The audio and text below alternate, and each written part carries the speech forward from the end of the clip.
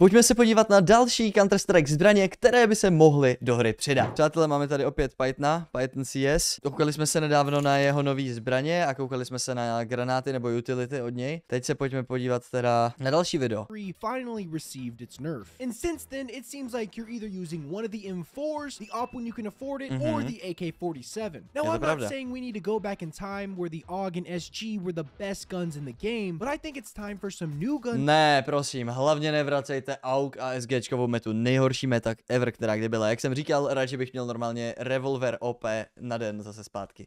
To be added to Counter-Strike. So let's go over 3 guns that would completely change the Counter-Strike 2 meta. Další 3 Counter-Strike zbraně, který se možná přidají. Nebo který by změnili Counter-Strikeovou metu, ale podle mě se nepřidají. Pojďme se na ně podívat a pojďme hodnotit.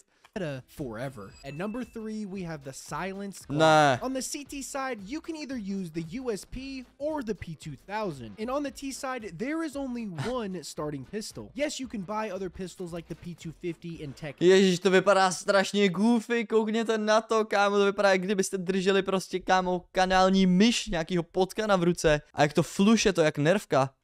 But you get the Glock for free. Now the silenced Glock, to je hrozný, to je strašný.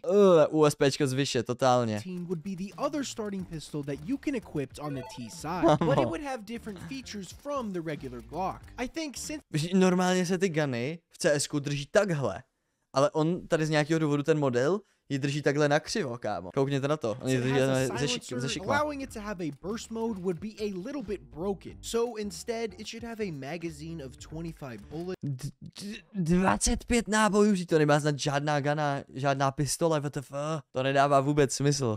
But the reload speed should take a lot longer because you're getting 5 extra chances for a kill. And you could also spam through smoke without your tracers being visible. This would just give it that little cherry on top, and it would only be good on pistol round. At number 2, we have the G36C. The T side needs another rifle like the AK-47. Yes, you can buy the Galil in SG, but the Galil is a budget-friendly option, and the SG costs more than the AK and has worse stats. The G36C would cost $2,900 and be what the M4A4 is to the M4A1S. A more expensive option that has something the other rifle doesn't.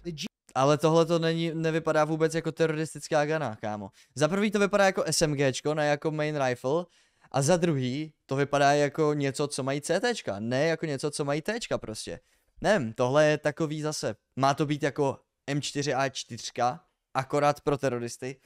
Vypadá to hrozně divně. Jako možná mi to ten pocit z toho kazí jenom ty modely, které jsou tady použitý. Ale, kámo, G36C should have a magazine of 20 bullets, but you shoot a lot faster. This would give it enough to be different from the AK-47, as well as not making it completely broken. The reload speed should also be longer than the AK, so you're rewarded for hitting your shots and punished when you decide to reload. Before we get to the number 1 gun that would change the meta forever, let's hear from today's sponsor. Chceš získat nové skiny? Vyzkoušej tohle. Stránka Top Skin nabízí super bedny, upgradey, trade-upy, nebo si můžeš dát skinový souboj proti ostatním hráčům. Tak na nic nečekej a použij můj kód 100K pro 40% depozit bonus. Odkaz máš v popisku.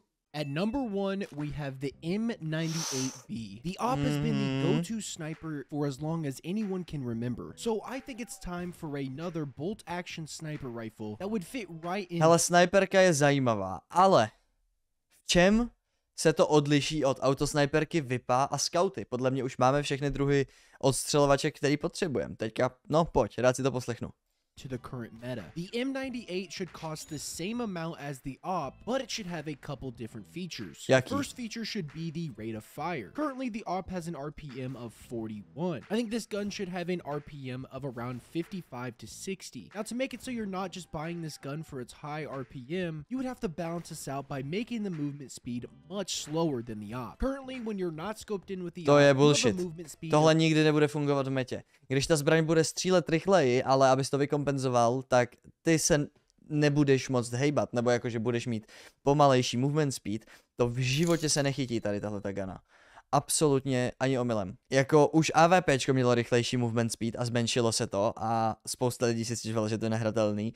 Nikdo nebude hrát vypo s pomalejším movement speedem a to, že vystřelíš rychleji dvakrát za sebou tě nezachrání. Ty potřebuješ vystřelit a schovat se. A pokud se nedokážeš schovat dostatečně rychle, seš tradenutej, prostě hotovo, seš mrtvej. Je ti to k ničemu, že vystřelíš jako rychlejc, protože pořád to nestřílí tak rychle, aby si chtěl zabít 2 lidi dřív, než tě tradenou. Prostě nestihneš. Takže ta gana prostě nedává smysl za mě.